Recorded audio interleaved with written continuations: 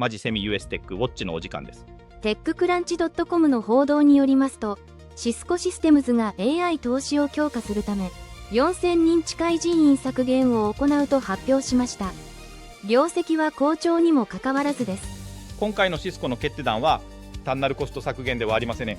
AI 時代に対応するための積極的な戦略の転換です。 AI インフラへの投資はシスコが今後の成長を確信する分野であり、その自身が株価の大幅上昇につながっています。今回は以上です。ではまた次回。